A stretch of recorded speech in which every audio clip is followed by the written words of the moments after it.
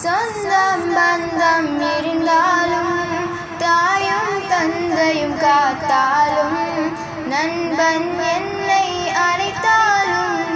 நபியை வரவேனா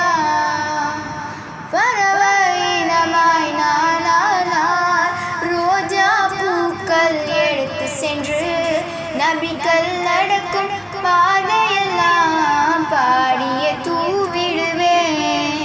யா ரசூலனா சலாம்